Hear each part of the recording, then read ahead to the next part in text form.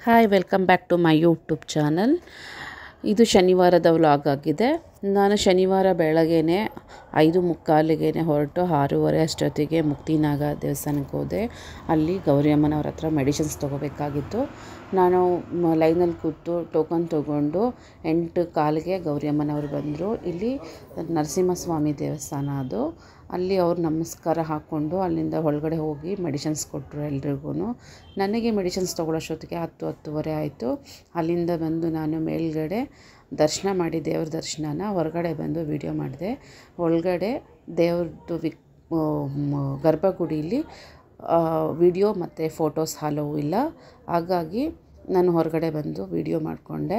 ಅಲ್ಲಿಂದ ಬಂದು ಫುಲ್ ಹೊರಗಡೆ ಬಂದೆ.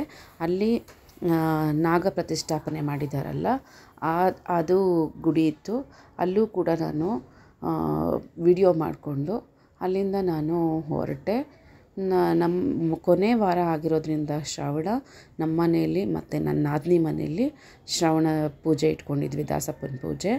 ನಾನು ಅಲ್ಲಿಂದ ಬಂದು ನಮ್ಮ ನಾದಿನಿ ಮನೆಗೆ ಹೋಗಿ ನಾನು ಮಧ್ಯಾಹ್ನದ ಊಟ ಮುಗಿಸ್ಕೊಂಡು ಅಲ್ಲಿಂದ ನಮ್ಮ ಮನೆಗೆ ಹೋಗಿ ನಾನು ಕೈಕಾಲು ಮುಖ ತೊಳ್ಕೊಂಡು ಇನ್ನೊಂದು ಸರಿ ಅಡುಗೆಗೆ ಸ್ಟವ್ ಪೂಜೆ ಮಾಡಿ ಅಡುಗೆಗೆ ಶುರು ಮಾಡ್ತಿದ್ದಾಗೆ ಸ್ವಲ್ಪ ಫಸ್ಟ್ ಪಾಯಸ ಮಾಡೋಣ ಅಂತ ಶಾವಿಗೆ ಪಾಯಸ ಮಾಡಿಕೊಂಡೆ.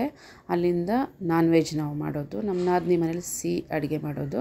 ಹಾಗಾಗಿ ನಾನು ಫಸ್ಟ್ ಪಾಯಸ ಮಾಡಿಟ್ಟು ಆಮೇಲೆ ನಾನ್ ವೆಜ್ಗೆ ಮಾಡೋಣ ಅಂದ್ಬಿಟ್ಟು ಮಾಡ್ತಾಯಿದ್ದೆ.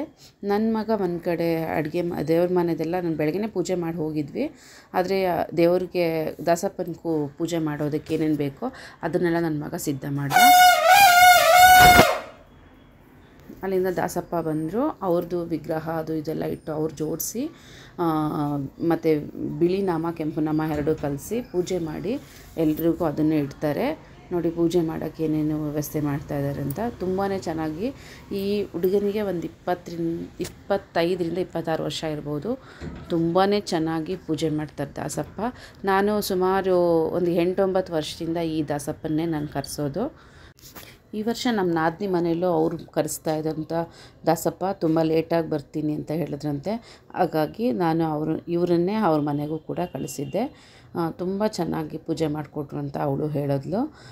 ಇದನ್ನು ಊದ್ಗಡ್ಡಿ ಹಚ್ಚಿಟ್ಟು ಆನಂತರ ನಾಮನ ಹಾಕಿಬಿಟ್ಟು ಆಮೇಲೆ ನಾವು ಮಾಡಿಟ್ಟಂಥ ಅಡುಗೆಗಳನ್ನ ನೈವೇದ್ಯಕ್ಕೆ ಇಡಬೇಕು.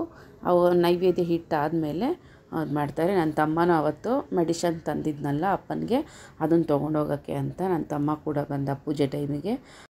ಎಲ್ರಿಗೂ ನಾಮ ಇಟ್ಟಿದ ನಂತರ ದೇವ್ರಿಗೆ ಮಾಡಿದಂಥ ಅಡುಗೆನ ನೈವೇದ್ಯಕ್ಕೆ ಇಡಿಸ್ತಾರೆ.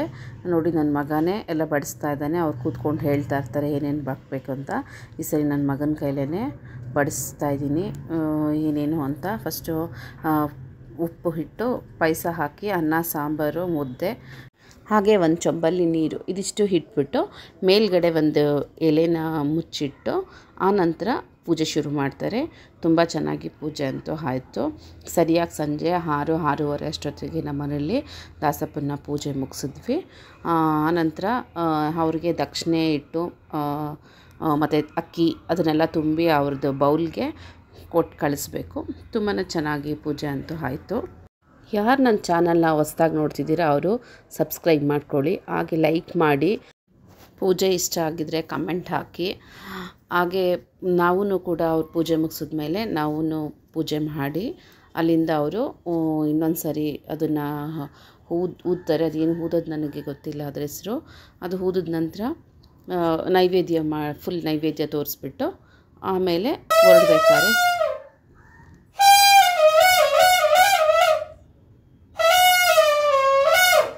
ದಾಸಪ್ಪ ಹೋದ ನಂತರ ನನ್ನ ತಮ್ಮನೂ ಹೊರಡ್ತೀನಿ ಅಂತ ಹೇಳ್ದೆ. ಅವ್ರಿಗೂ ಊಟ ಕೊಟ್ಟು ಇದೆಲ್ಲ ಕ್ಲೀನ್ ಮಾಡಿದೆ. Okay, thank you.